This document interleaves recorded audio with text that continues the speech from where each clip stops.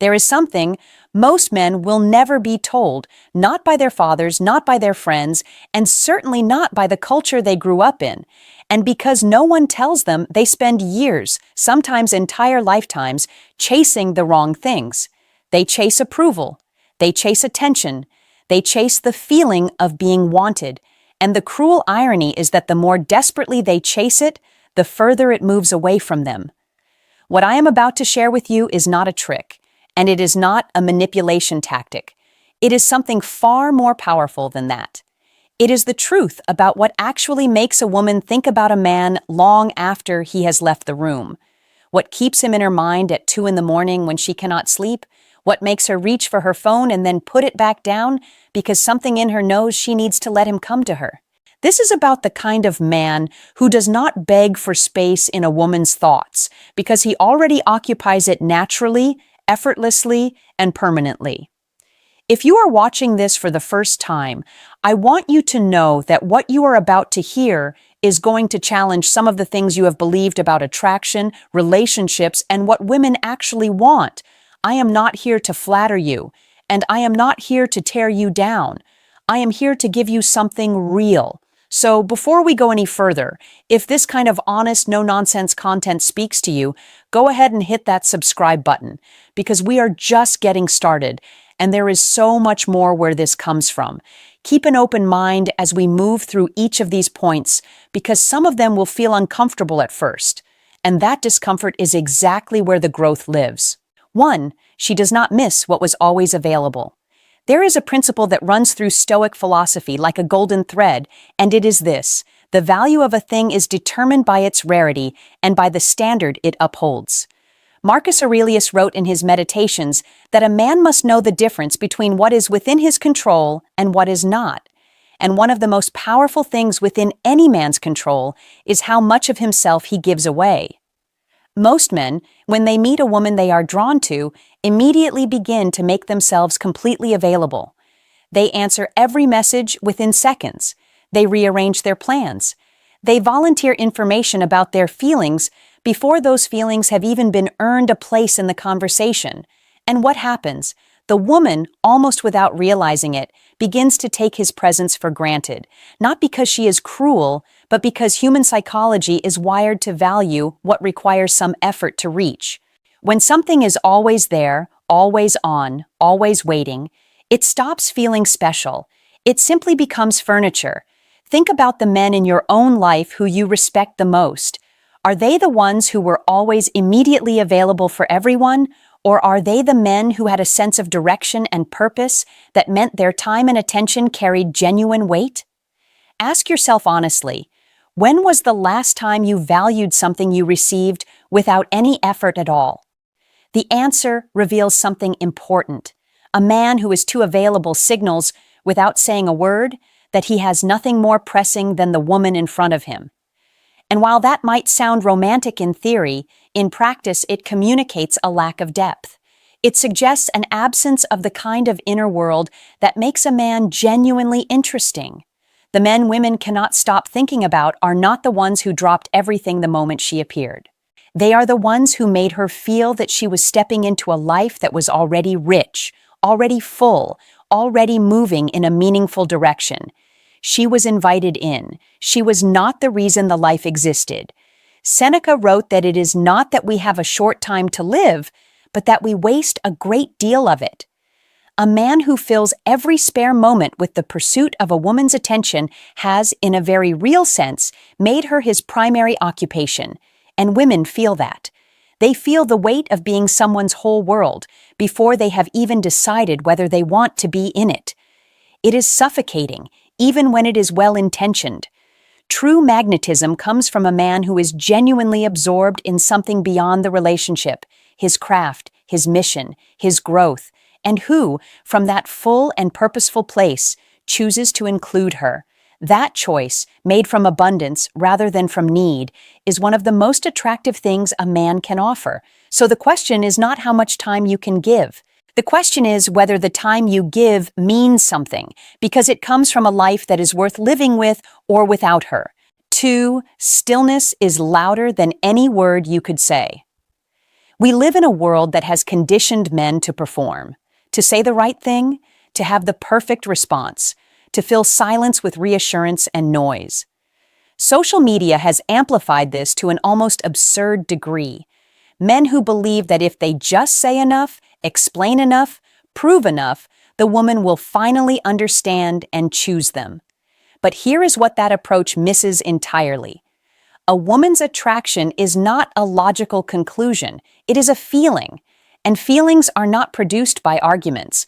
They are produced by energy, by presence, by the unspoken quality of a man's character that she senses long before he has finished his sentence. Epictetus, the Stoic philosopher who was born into slavery and yet developed one of the most powerful inner lives in recorded history, taught that the most important freedom a man can possess is freedom from the compulsion to react. The man who can sit in discomfort without flinching, who can be challenged without crumbling, who can be silent without being threatened by the silence, that man carries something that most women have rarely encountered, and it stays with them. Consider what it communicates when a man does not rush to fill every pause in a conversation, when he is not anxiously checking his phone for her reply, not rehearsing what to say next, not performing confidence but simply embodying it. There is a kind of gravitational pull that comes from a man who is completely at home in himself, a man who does not need the conversation to go a certain way in order to feel secure. Women notice this. They notice it in the way he listens, in the steadiness of his eye contact, in the fact that he is not trying to impress her, but is simply being present with her. That quality of presence is extraordinarily rare, and rarity, as we have already established, is the foundation of value. The modern world is full of men who are performing masculinity, and a woman who has been around enough of them can spot the performance immediately. What she cannot ignore, and what she will think about long after the conversation is over, is the man who was not performing at all. There is a question worth sitting with here. When you are with a woman you are genuinely attracted to, are you actually present with her, or are you managing the impression she has of you? Because those are two entirely different experiences, and she can feel the difference even if she cannot name it. The man who is managing his impression is always slightly somewhere else, monitoring, adjusting, calculating. The man who is truly present is relaxed, curious, and grounded because he is not afraid of what she might discover. He has done enough inner work to know who he is, and he is not threatened by being seen. That quality, that unshakable stillness, is something a woman will turn over in her mind for days. She will find herself thinking about it not because he said something clever, but because being in his presence felt like something she rarely feels in the company of men, genuinely safe, genuinely met, and genuinely intrigued. 3. A man with standards is a man worth wanting. One of the most misunderstood concepts in modern dating is the idea of standards. Most men have been taught, either directly or through cultural conditioning, that having standards as a man is somehow arrogant, that a good man accepts people as they are, accommodates, adapts, and never makes a woman feel that she is being evaluated. And while kindness and acceptance are genuinely important qualities, there is a profound difference between accepting someone's humanity and accepting behavior that diminishes your own. A man who has no standards is not humble. He is invisible. Because standards are not about judgment. They are about self-knowledge. They communicate in the clearest possible terms that a man knows who he is, what he values, and what he will and will not allow into the space of his life. And that kind of self-knowledge is one of the most quietly powerful things a woman can encounter in a man, because so few men actually possess it. Marcus Aurelius did not simply stumble into the kind of disciplined, principled character that made him one of history's most respected leaders. He worked at it daily, deliberately, returning again and again to the question of what kind of man he intended to be. That intentionality, that commitment to a personal standard, was not something he switched on for an audience. It was the fabric of who he was, and women are extraordinarily perceptive when it comes to detecting whether a man's values are genuine or performative. A man who only acts with integrity when someone is watching has no real integrity at all. He has a costume. But the man who holds himself to a standard even in private, even when it costs him something, even when no one will ever know, that man has something in his character that a woman can feel, even if she cannot immediately articulate what it is. She will describe it as confidence or as strength, or simply as the sense that he is different from other men she has known. What she is actually sensing is the solidity that comes from a man who knows his own values and lives by them. Here is the challenging question that comes with this point, and I want you to really sit with it. What are your actual standards, not the ones you think you should have, but the ones you genuinely live by?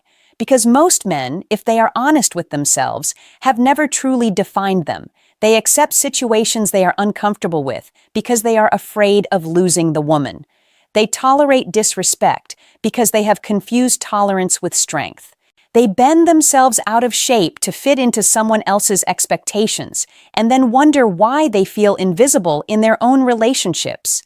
A man without standards is a man a woman cannot fully trust because if he does not know his own boundaries, she cannot know them either.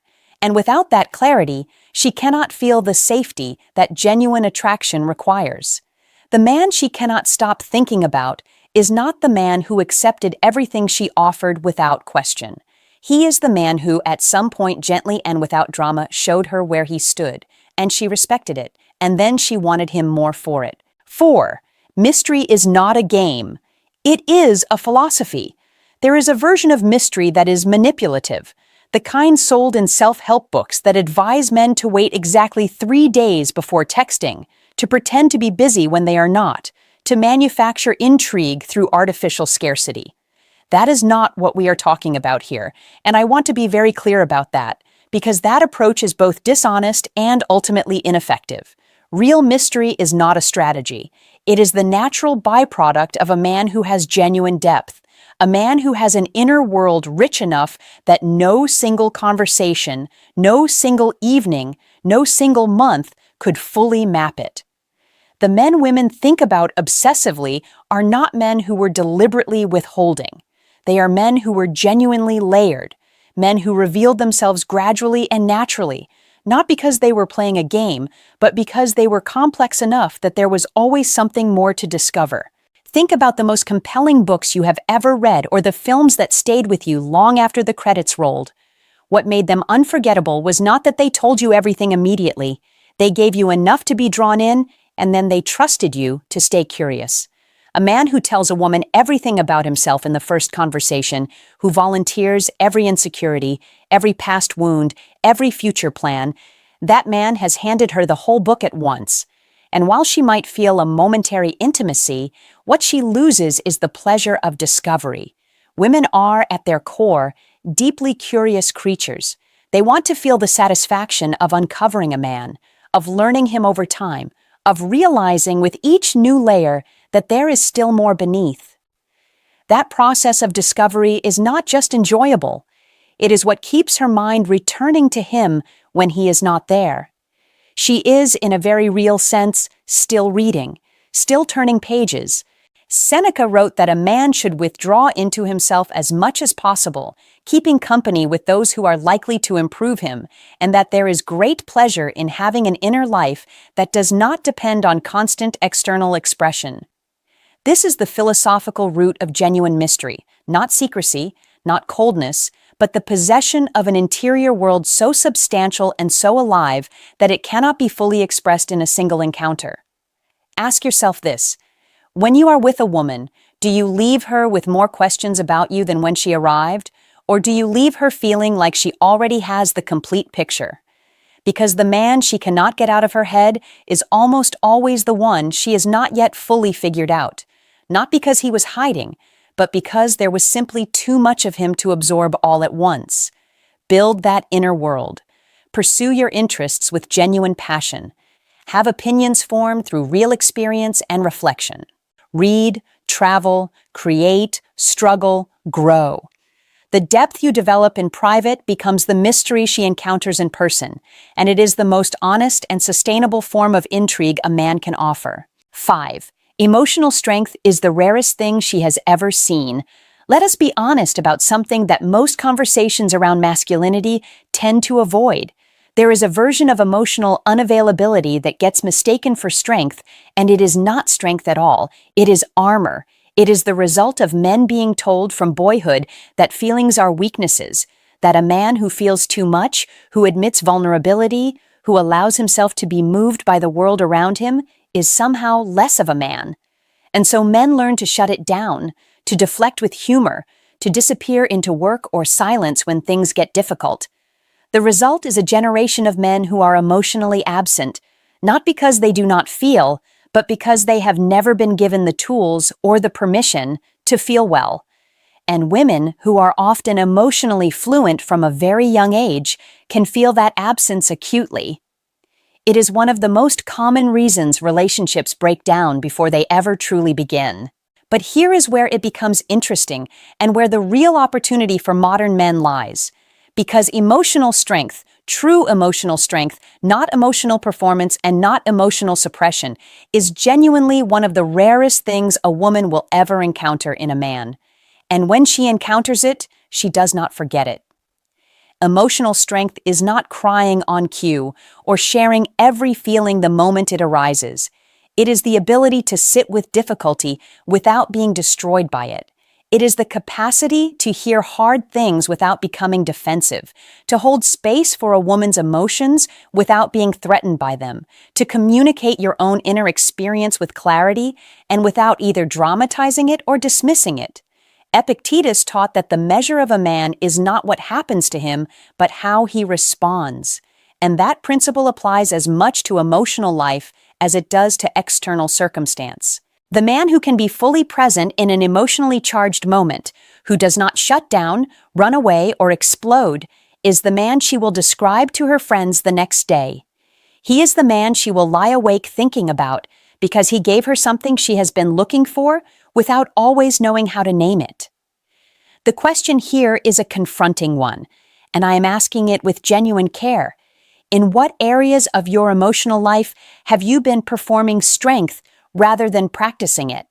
Because there is a difference between a man who is unaffected and a man who has learned to process, to reflect, and to respond rather than react. The latter is what women are drawn to, not because they want to fix a broken man, but because they want to be in the company of a man who has already done some of the work of understanding himself. That kind of emotional intelligence, combined with the groundedness we have already discussed, creates a quality of presence that is almost impossible to walk away from. It lingers. It occupies the mind. It makes her wonder, in the quiet moments of her day, what it would feel like to have more of it. That is the man who stays in her thoughts, not because he was perfect, but because he was real and strong and present in a way that most men simply are not. 6. The way you treat yourself teaches her how to treat you. There is a lesson that takes most men far too long to learn, and it is this: a woman will rarely value you more than you value yourself. This is not a cynical observation. It is simply an accurate one, rooted in the deepest mechanics of human psychology. The way a man carries himself, the standards he holds for his own life, the degree to which he invests in his own health, his own growth, his own peace, all of this communicates something to a woman before a single word of intention is spoken. It tells her what kind of relationship she is stepping into. It tells her whether she is entering the life of a man who has built something worth joining, or a man who is looking for someone else to give his life its meaning. And while the romantic notion of two people completing each other has been celebrated in films and songs for generations, the lived reality is very different. A man who needs a woman to feel whole will always, eventually, place a weight on the relationship that it was never designed to carry. Marcus Aurelius returned repeatedly in his private writings to the idea of self-governance, the understanding that a man's first and most important responsibility is to the cultivation of his own character. He did not write the Meditations for an audience. He wrote them as a daily practice of holding himself accountable to his own highest standard. That kind of self-respect, and the kind that is practiced privately, consistently, and without applause, creates a man who does not need external validation to feel secure in who he is. and that security is something a woman feels immediately. She feels it in the way he walks into a room without scanning it for approval. She feels it in the way he speaks about his life with ownership rather than complaint. She feels it in the way he responds to her, not from a place of anxiety about whether she likes him, but from a place of genuine interest in who she is. That shift, from seeking validation to offering genuine presence, is one of the most transformative things a man can make in the way he moves through the world and through relationships. So here is the question that this point demands. In what areas of your life are you quietly accepting less than you deserve, not from a woman, but from yourself? Because the self-respect that makes a man magnetically attractive is not built in the context of a relationship. It is built in the gym at 6 in the morning when no one is watching. It is built in the decision to pursue meaningful work even when the easier path is available. It is built in the choice to speak honestly even when dishonesty would be more comfortable. It is built in the daily, unglamorous practice of becoming someone you are genuinely proud to be. When a woman encounters a man who has done that work, who treats his own time, energy, and well-being with genuine respect, she instinctively mirrors it. She rises to the standard he sets, not because he demanded it of her, but because his own example made it feel natural. And long after she has left his company, she carries that standard with her like a question she keeps returning to, wondering whether she will ever meet someone who made her feel that way again. 7. He walked away, and that is why she could not forget him. This final point is perhaps the most counterintuitive of everything we have covered, and it is also, in many ways, the most important, because everything we have talked about, the purposeful life, the inner stillness, the genuine standards, the emotional strength, the deep self-respect, all of it ultimately converges on a single, defining quality: the willingness to walk away, not as a manipulation tactic, not to make her feel bad, but as the natural expression of a man who values himself enough to refuse a situation that does not serve his growth, his peace, or his integrity. Most men stay too long. They hold on past the point of dignity because they have confused persistence with strength, when in reality, the most powerful thing a man can do in the wrong situation is leave it, cleanly, calmly, and without performance. Seneca wrote that one of the clearest signs of a great mind is the ability to remain still and within itself, and there is a profound stillness required to walk away from something you want, when walking away is the right thing to do. It requires a man to trust that his value is not contingent on any single person's recognition of it. It requires him to believe, at a level beneath argument and beneath emotion, that what is meant for him will not require him to betray himself in order to keep it. This is not coldness. It is the deepest form of self-knowledge, and women, even when they cannot articulate it, respond to this quality with something that borders on reverence.